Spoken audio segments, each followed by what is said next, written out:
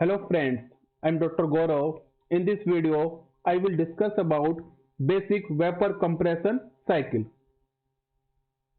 Many of the impracticalities associated with the reverse Carnot cycle can be eliminated by vaporizing the refrigerant completely before it is compressed and by replacing the turbine with a throttling device such as an expansion valve or capillary tube. The cycle that results is called the ideal vapor compression refrigeration cycle, and it is shown schematically and on a temperature entropy and pressure enthalpy diagram. Here small s represents specific entropy, small h represents specific enthalpy. The vapor compression refrigeration cycle is the most widely used cycle for refrigerators, air conditioning systems, and heat pumps.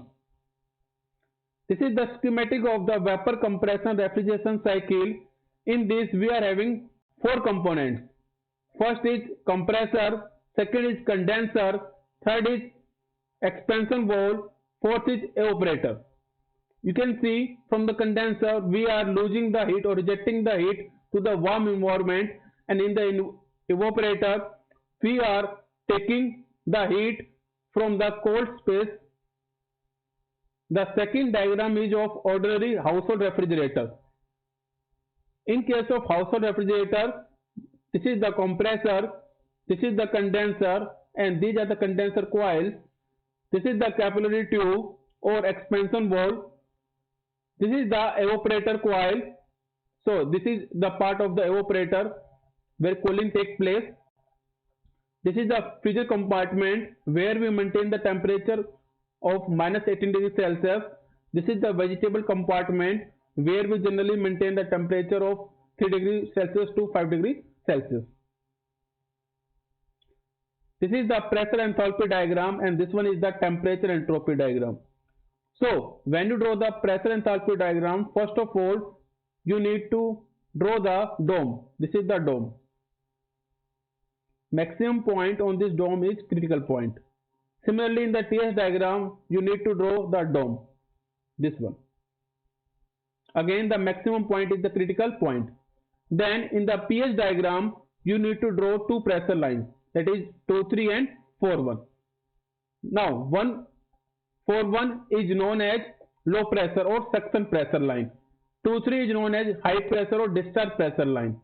Similarly, in case of TS diagram, we need to draw the low pressure or suction pressure line, this one, and high pressure or discharge pressure line, this one. We will discuss how to plot the point 1, 2, 3, 4 in pH and TS diagram in the later section. All four components associated with the vapor compression cycle, that is the compressor, condenser, expansion valve, and evaporator, are steady flow devices, and thus all four processes that make up the vapor compression cycle can be analyzed as steady flow processes. The kinetic and potential energy changes of the refrigerant are usually small relative to the work and heat transfer terms and are therefore usually neglected. Then the steady flow energy equation per unit mass of refrigerant reduces to heat in minus heat out plus work in minus work out is equal to enthalpy associated with the refrigerant at exit minus enthalpy associated with the refrigerant at inlet. The ideal vapor compression cycle consists of the following four processes. Process 1, 2. Isentropic compression in the compressor. So 1, 2, we are having isentropic compression in the compressor. So here we are supplying the work. The refrigerant enter the compressor at state 1 as saturated vapor. You can see refrigerant enter the compressor as saturated vapor, this one and this one, saturated vapor, and is compressed isentropically to the condenser pressure. So this will go up to condenser pressure 1 2. So 1 2 line is isentropic line. 1 2 line is isentropic line means it is a vertical line. So from point 1 draw a vertical line upward. It will cut the high pressure line at point 2. The temperature of the refrigerant increases during this isentropic compression process to well above the temperature of the surrounding medium. In this process, Q in, Q out is equal to 0 and W out equal to 0. So Q in 0, Q out 0, W out 0. So W in will be equal to H exit minus H in. So exit point is 2 point and in point is 1. So we will have W in equal to temperature in equal to H2 minus H1. Process 2-3, constant pressure, isobaric process, that is P2 equal to P3. Heat reaction by refrigerant in condenser to the surrounding. So here this is the condenser and there is heat reaction from the refrigerant to the surrounding warm medium and the value is QH. The refrigerant enters the condenser as superheated vapor at state 2. So we can see the refrigerant enters the condenser at point 2, which is superheated vapor, and leaves as saturated liquid at point 3 as a result of heat reaction to the surrounding. So when it rejects the heat to the surrounding, the point 2 will become saturated liquid. And in the TS diagram you can see the constant pressure line is this one, it is P2 equal to P3 and we'll get the saturated liquid. The temperature of refrigerant at this state is still above the temperature of the surrounding. In this process, W in equals W out equal to 0 and Q in equal to 0. So W in 0, W out 0, Q in equal to 0. So minus Q out will be equal to H exit minus H in, inlet. So exit is 3 points. So H3 minus H2 will be equal to minus Q out. So Q out will be equal to H2 minus H3. H2 minus H3. Next is process 3-4. Isenthalpic or constant enthalpy expansion in the expansion wall. So this is the expansion wall. Here the process is just reverse of the 1-2. The saturated liquid refrigerant at state 3 is throttled to the evaporator pressure by passing it through an expansion wall or capillary tube. The temperature of the refrigerant drops below the temperature of the refrigerated space during this process. In this process, as the enthalpy is constant, so H3 equal to H4. You can see here 3-4. There is a pressure drop from discharge pressure to the suction pressure 3-4 and H3 equal to H4. We have drawn this in as a dotted line because this is an irreversible process. Similarly for 3-4, this is constant enthalpy line, this curve one.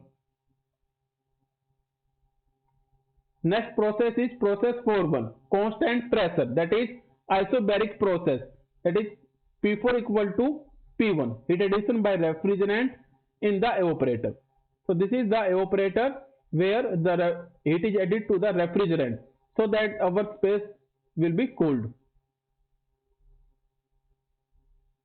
The refrigerant enters the compressor at state 1. The refrigerant enters the evaporator at state 4.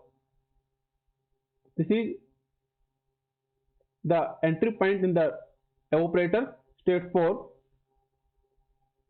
as a low quality saturated web mixture. You can see at point 4 the value of dryness fraction is very less. So for low value of the dryness fraction we will say low quality, and it is a wet refrigerant, that is it is a mixture of liquid and vapor.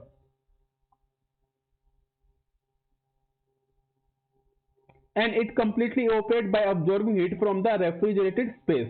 The refrigerant leaves the evaporator at saturated vapor. So after absorbing heat from the cold medium, the point 4 will become point 1, that is dry saturated vapor, point 1, and re-enters the compressor and completing the cycle. So it again enters the compressor. Point 1 enters the compressor and the cycle is complete. In this process, W in equal to W out equal to 0 and Q out equal to 0. So if we put W equal to 0, W out equal to 0, Q out equal to 0, then Q in will be equal to H exit, that is H1, minus H inlet, that is H4. So Q in will be equal to H1 minus H4. H1 minus H4. Compressor work is W equal to W compressor in equal to H2 minus H1. H2 minus H1. As we are supplying the work to the compressor. Heat addition by refrigerant evaporator is Q equal to QL equal to H1 minus H4. H1 minus H4. Heat ejected by refrigerant in condenser, Q out. Q out is this one. H2 minus H3. So the formula of coefficient of performance of refrigerator is output upon input. So in case of output, in case of refrigerate, our output is this one, QL, because we want cooling. So output upon input, refrigeration effect or cooling load divided by work input. This is also known as cooling load. So Q in divided by W in. So H1 minus H4 divided by H2 minus H1. COP of heat pump again equal to output upon input, but here our output is different. Our output is QH because we want heating. So it will, the formula will be output upon input, amount of heat delivered to the hot body divided by work input. So Q out divided by W in. It will be H2 minus H3 divided by H2 minus H1. These are the references used in the video. Thanks. Any questions you can write to me gaurav.catm@gmail.com.